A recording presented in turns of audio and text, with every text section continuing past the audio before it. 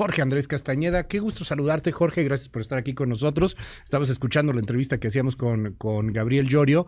Y bueno, pues de entrada, ¿qué opinión te merece todo el asunto del paquete y la deuda y bueno, los sobrecostos? ¿Qué dices? Un tema ahí para sintetizar. Luis, muy buenos días. Qué gusto estar por acá de regreso, como todos los martes. Pues interesante, y yo creo que yo con lo que me quedaría es lo que dice al final el subsecretario de tu entrevista. Este paquete económico, a mis ojos, deja claro ya la necesidad y el imperativo que es para la próxima administración de una reforma fiscal. Estas cifras y el déficit que vemos, y ahorita platicamos de la deuda, en efecto, como lo comentaba Enrique Quintana en su columna del día de ayer en El Financiero, si es una vez, no hay bronca. El problema es que estructuralmente ya se nota el problema que varios venimos advirtiendo hace varios años, ¿no? Y no es de esta administración necesariamente, que hay unos componentes que ahorita platicamos que sí, pero de que francamente el dinero ya no alcanza y no va a alcanzar en los próximos años. Es para hacerlo de una... O sea, no va a ser de una vez. El problema es que no va a ser de una vez. O sea, si tú te endeudas una vez con el banco para comprarte una casa, para comprarte un carro, pues está bien. Está bien y ves ahí con tus flujos si te puede alcanzar o no. El problema es que tu gasto recurrente, ya ahora sí que el súper y la hipoteca. Ya cuando pones a meses sin intereses la despensa, está cañón. Exactamente, estás empezando a poner, pues más que la despensa es la lanita que le pasas a tus abuelitos. En este caso en muy este particular. caso, a tus abuelitos o a tus papás, dependiendo de tu edad, porque cada vez va a ser más, sí, claro, y cada vez es más, ¿no? Entonces, ¿qué vemos? Vemos una política mucho más expansiva en este presupuesto de lo que vimos en años anteriores. A mi lectura, digamos, yo creo que el presidente... Entiendo eso como que este año van a gastarse más lana. Se van a gastar más. O sea, mucho más que los años anteriores. Y sobre todo va a haber un déficit mayor. Pero sí, va a aumentar el gasto. Ese déficit lo entiendo como que van a gastar más de lo que va a recibir el gobierno. De lo que va a recibir el gobierno. Y eso que van a gastar más, pues, échale a la tarjeta. Exactamente. Algunos malpensados podrán pensar que es por el año electoral. En la vieja tradición priista, en el año de Hidalgo. En el año electoral se gastaba más para ayudar al candidato, etcétera. No, el año de Hidalgo, ¿no? También el año de Hidalgo. Chin, inmenso el que deje algo. Pues digo, así era. O sea, ya no es, ¿no? Yo no quiero pensar que este año es así, sino si hay ciertos factores estructurales preocupantes. Y sobre todo son las pensiones. El tema de las pensiones, ya 22 pesos de cada 100 pesos que se va a gastar el gobierno el próximo año son para pensiones. Es un mundo. Y el problema es que ese solo va a seguir creciendo. Hay varios análisis del CIEP, del Centro de Estudios Presupuestales, que muestran cómo este gasto en pensiones, y la gran parte de este gasto en pensiones, nada más para que quede claro cuáles son las de las personas que se retiraron no en el régimen Afore, ¿no? Los que están en la ley llamada, en el régimen 97, por el año de la reforma, que se quedaron con sus pensiones del IMSS y no se fueron a las Afores. Del IMSS y trabajar en el sector privado, del ISSSTE y trabajar en el sector público. Esas pensiones siguen y siguen creciendo, es un dineral, y a eso ahora hay que aumentarle las pensiones no contributivas, que es la pensión de adultos mayores ya llevada a nivel constitucional por este gobierno. Entre esas ya se chupan 22 pesos de cada 100 pesos que se gasta el gobierno. Es un mundo. Cañón. Si a eso le sumas los intereses de la deuda, porque siempre traes deuda y entonces tienes que pagar por lo menos el saldo de la tarjeta de crédito, ¿no? No te va a dar. Pues ya en realidad queda muy poco espacio para gastar. Y en efecto, estos dos proyectos, aunque hay bastante opacidad respecto a la refinería Dos Bocas y dónde está el dinero, de acuerdo a ciertos analistas, la transferencia está en más o menos 120,000 o 150,000 millones de pesos. Sí sabemos que para el Tren Maya son 120,000 millones de pesos más. Y bueno, el Tren Maya puede tener este efecto multiplicador que hablaba el subsecretario Llorio. Algunos tenemos dudas sobre eso, pero bueno, finalmente es una apuesta y veremos. También ya se empiezan a notar transferencias importantes a la Secretaría de la Defensa Nacional para la operación y subsidio de todas estas megaobras. Digo, un poco bajándonos de la nube macroeconómica, yo el otro día tomé un vuelo del Aeropuerto Internacional Felipe Ángeles, hay que decirlo, está muy bonito. ¿Cuánto hiciste? para llegar al Felipe Hora y Ángeles. media, y porque estaba cerrado el segundo piso del periférico en la dirección contraria, etcétera. ¿Te fuiste y regresaste ahí? ¿O No, te solo me fuiste? fui de ahí, solo me fui de ahí. Hiciste 1 hora y media, llegaste. Y si está bonito, sí sale a tiempo el vuelo, eso sí. Sí, pues está vacío. Pues sí. Está totalmente vacío. Por eso sale a tiempo. Y yo no sé por qué las tarifas de los vuelos están tan subsidiadas. Previo a la TUA. Okay. Está baratísimo. O sea, yo sí le recomiendo a la gente que si puede, si tienes cómo llegar, porque ese Ajá. es el otro problema. Sí es la bronca. Si alguien te lleva, tu tío, Exacto. tu prima, te puede llevar. Sí, pues está pobre tío y prima, pero bueno, pues ni modo que te lleven y te dejen ahí. Y pero a ver, lo que me entonces acabas de decir ya me se ve- brincó. ¿Están subsidiados de Sí, alguna o sea, manera? sale hoy una nota en Reforma, ya se empiezan las transferencias Ajá. a la operación tanto del Aeropuerto Internacional Felipe Ángeles, hay para el Tren Maya, por lo menos, y para la nueva aerolínea que quiere lanzar el gobierno. Que Ok. en términos absolutos la aerolínea es relativamente pequeña, ¿no? Ajá. No es mucha El nuevo lana. mexicano. Pero bueno, regresando al... Ya se ven los efectos, digamos, sistémicos de no haber hecho la reforma fiscal al inicio de este sexenio. Y el presidente, por razones políticas, es muy impopular hacer una reforma Sí, fiscal. claro. Pagar impuestos no lo quiere nadie. Nadie quiere pagar más impuestos, ni tú, ni yo, ni nadie que nos escucha. Ni a nadie en el mundo, ¿no?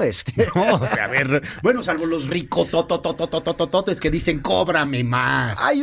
Dicen Pero, eso y bueno. luego tienen cuentas offshore con paraísos fiscales.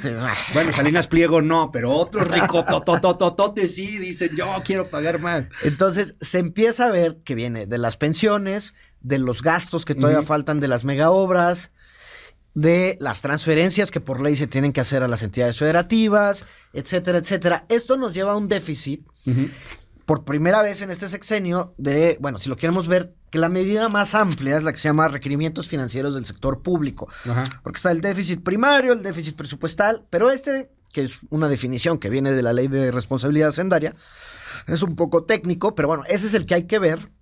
Es de 5.4% del PIB. Y en efecto, nos lleva a este 48 que mencionaba como saldo histórico, que mencionaba el subsecretario. Ese 48, en efecto, no es preocupante.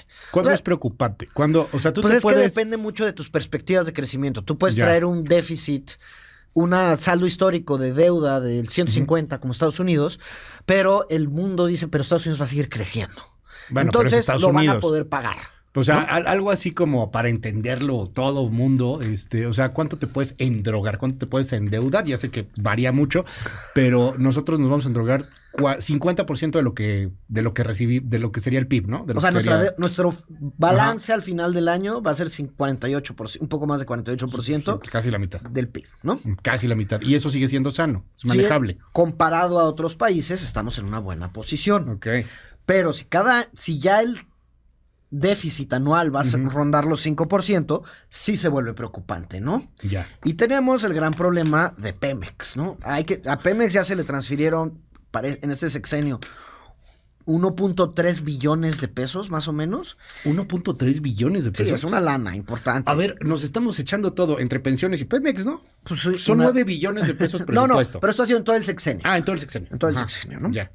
Ahorita a Pemex se le dan 170,000 millones de pesos Ajá. y se le reduce la tarifa, que es la DUC, ¿no? Que es el impuesto, hasta siquiera un punto que el gobierno le cobra a Pemex, se reduce de forma sustancial. Entonces le vamos a dejar de cobrar y le vamos a pasar una lana. Ok. Si eso ya lo termina de sanear, pues está bien. Pero entonces regresando al símil, no solo tienes la casa, la lana que le pasa a tus abuelitos, sino que la tiendita que tú tienes que enfrente de tu casa, con la que antes te ayudabas al gasto, está perdiendo lana. Entonces le tienes que inyectar cada año. Y ahí vamos. Vamos a ver si esta es la última y ya termine de sanearse Pemex o no. Vamos a ver cómo siguen evolucionando las cosas, ¿no? Y aquí nos escriben mucho, Jorge, y bueno, pues es que tienen razón. Tenemos una narrativa y un imaginario colectivo en donde vamos y le pedimos dinero al Fondo Monetario Internacional, al Banco Mundial, y entonces llegan estos monos dibujados por el Fisgón, gigantescos, con su sombrero del tío Sam, y nos dan el dinero, pero nos endeudan, ¿no? Y nosotros somos así chiquititos y estamos ahí sufriendo. Que dicen que es una mentira, que no es cierto que nos estamos pidiendo deuda, que a ver a quién. A ver, ¿Cómo sí es eso de estamos la deuda? pidiendo deuda Ajá. y no es necesariamente malo pedir deuda. Y no es al Fondo Monetario Internacional. No, esos son para ni países esas cosas. endeudados y muy bien problemados. Sin duda hay unas líneas de crédito con el Fondo Monetario y con el Banco Mundial, pero la gran parte del endeudamiento de México, y esa te diría que es un gran beneficio de la gran pesadilla neoliberal, es interna. La gran parte de la deuda mexicana, para empezar, es en pesos y no dólares, lo cual ayuda mucho, y es con las afores que compran los CETES. Igual como le recomiendo a todo el mundo abra su cuenta de CETES directos. Sí, pues está pagándote 10%. Ahorita. 11 y cacho por ciento. Yo compré la semana pasada, se los recomiendo a todos. Pues muy chido. Pero bueno, las afores también tienen sus CETES directos, si lo queremos simplificar todo. Y son las afores las que le están prestando en gran medida dinero al gobierno mexicano. Lo cual sí es una señal de solidez económica cuando tú te debes a ti mismo. No le debemos a los gringos, no le debemos a los japoneses. Sí les debemos una parte, sí. Sin duda hay mucho extranjero que entra a comprar papel mexicano porque es tan atractivo, pero gran parte de la deuda del gobierno la tienen los mismos mexicanos. Entonces, no es el tío Sam viniendo y el consenso de Washington y te voy a embargar Acapulco. Y te voy a embargar Acapulco y tienes que dejar de pagar pensiones. Es una visión un poco de los 80 que sin duda tuvo algo de verdad, pero no.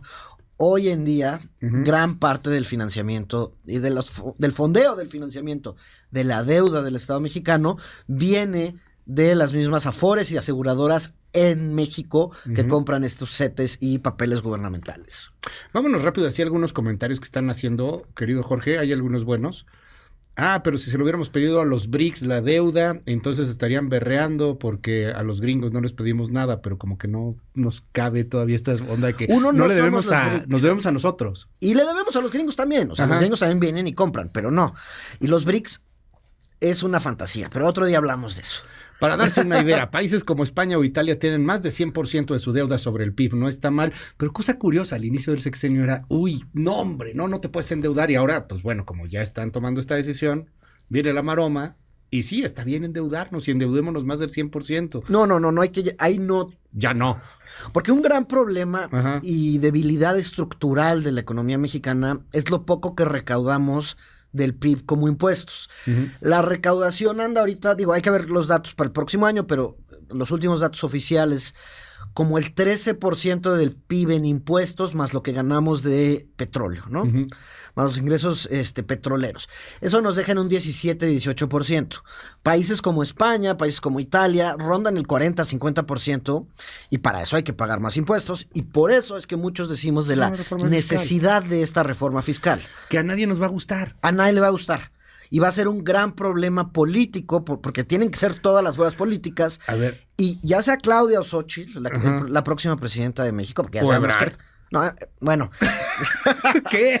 Sin chistes, Luis, por favor. Perdón, todavía no es la hora cómica musical. Seamos serios. A ver, ya sea Xochitl o Claudia, hoy... Los números indican que sería Claudia. Sí, para pasar una reforma hacendaria suele ser, se hace con la ley de ingresos, no se necesita 2/3 partes de la Cámara.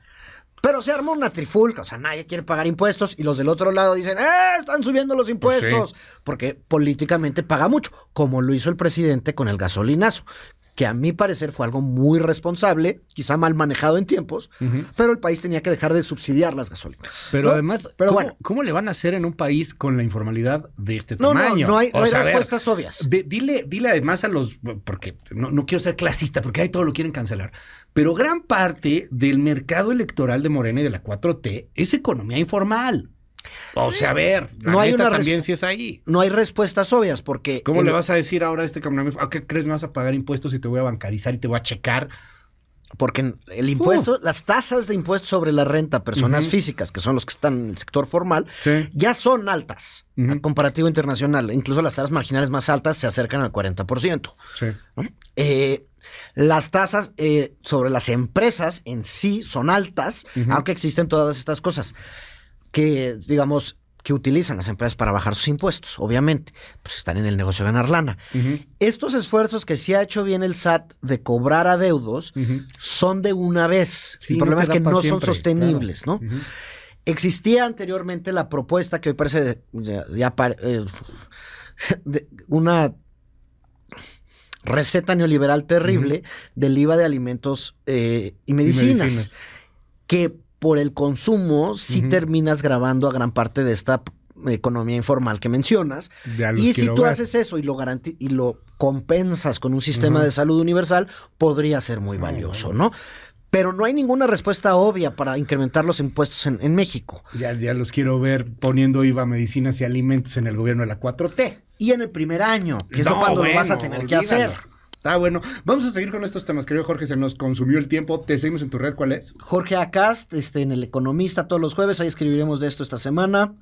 Y en N+ Media los lunes y miércoles por la noche. Mil gracias, Jorge. Recordar que Fox y Calderón sí hicieron reformas fiscales y sí cobraban más impuestos. Luis, los bancos deberían de tener tasas de interés parecidas a los CETES y no superiores a 25%. Es un robo. Uy, 25. ¿Quién te está prestando a 25? Pues está barato, ¿eh? En algunos casos te prestan muchísimo más caro. ¿Por qué no aceptan que la deuda debe pagarse, sea al extranjero o a nacionales? Nadie dice, claro que hay que pagarla. Hay que pagarlo, sí. Pero tú la puedes pagar a mucho tiempo y está bien eso. La deuda en sí no está bien ni mal, depende, y sí tiene toda la razón el subsecretario en lo que dijo previamente, ¿para qué la utiliza? Si es para actividades productivas, para inversiones en infraestructura, puede ser muy valiosa. Yo en lo personal creo que el Tren Maya en sí no es la mejor inversión, pero ya se hizo. Y la de Dos Bocas, ahí sí yo creo que es una pésima inversión, pero bueno, esa es otra historia. ¿Cómo cobrar impuestos? La opción no es esa, sino recaudar a los que no pagan. Pues sí. Pero no es obvio. ¿Cómo le haces? Sí, ese es el pequeño detalle.